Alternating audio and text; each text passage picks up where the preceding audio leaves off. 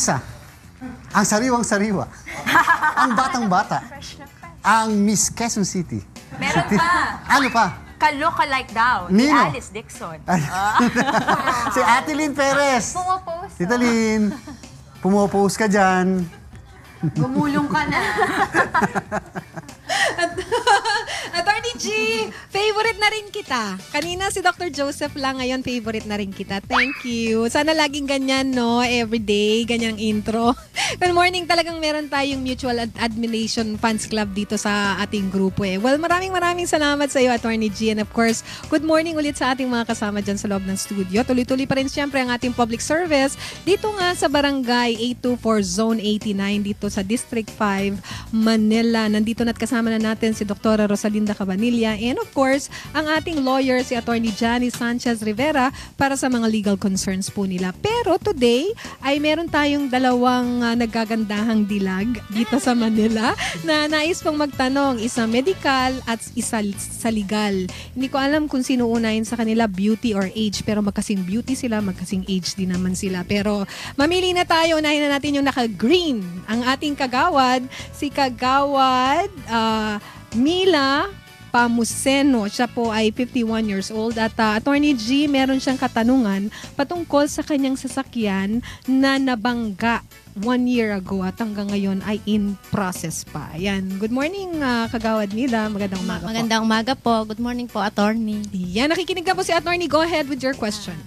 Tanong ko lang po kasi matagal nang nabangga yung sasakyan. Oh, yung taxi po yun. Okay. But actually, siya, sandwich, yung una, yung tricycle, tapos yung tricycle na banggado sa taxi namin. So, ang sabi nung nakabangga, siya na lang daw ang bahala sa amin magbayad. Yung taxi, yung tricycle, pinauwi niya na, siya na ang nagbayad ng 500. So, nakipag-usap sa akin, hindi kami nakapag-settle dun sa presyo ng ibinigay niyang, sabi namin, 15,000. So, tumutawad ng 10. So, sabi niya, nagpunta kami sa Traffic Bureau nung last April. Nung January nga, tapos na, hindi kami, pag-usap kami ng 5 days niyang paggagawa yung sasakyan. So, nakalipas ang 3 days tinawagan ko, sabi ko, pagawa niya na kasi may usapan kami 5 days, 2 days na lang. Umaandar yung namin, sasakyan namin, yung niya, yung boundary niya araw-araw. Doon lang kami kumukuha ng panggastos namin.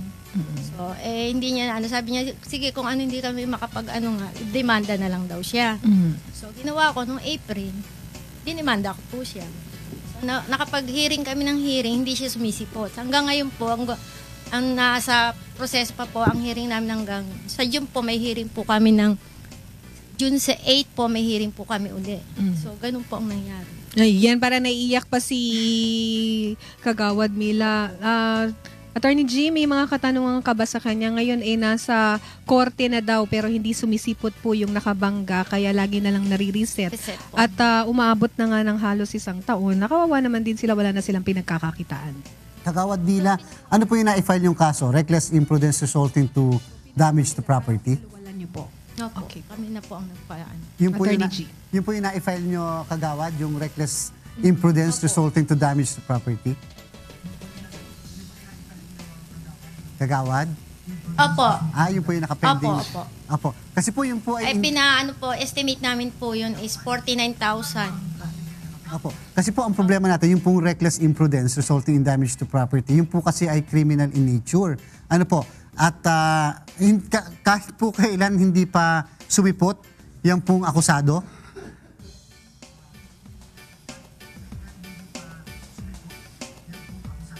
Opo, hindi po kami nagkita.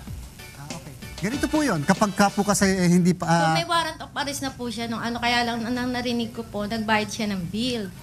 nakapag-bail po siya. Ganito po yun, Kagawad. Ano po? Kung sakasakali pong siya ay nakapagpiyansa ngayon pero hindi pa rin po siya umaattend, ang korte po ay mag-i-issue kaagad sa kanya ng tinatawag na bench warrant para siya ma-cancel po yung kanyang piyansa at kung saan siya pwedeng ma-aresto muli.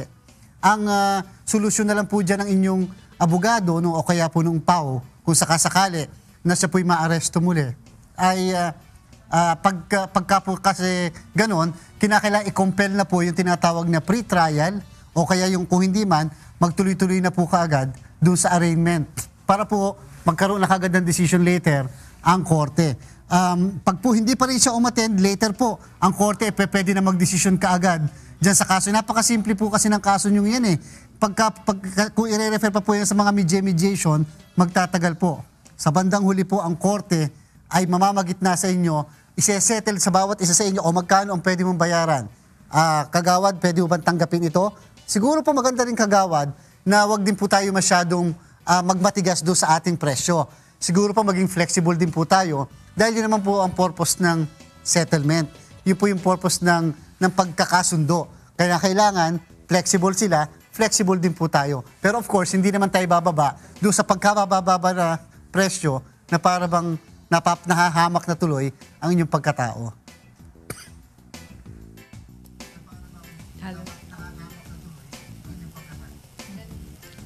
Okay? Maraming salamat po. Ganun po ang ano ko na lang sa abogado po na. Actually wala po kami abogado. Ang mga abogado po yung yung accused po. Okay. Pero may fiscal po doon sa mismong korte dahil nga po criminal yung kaso na na-file po ninyo.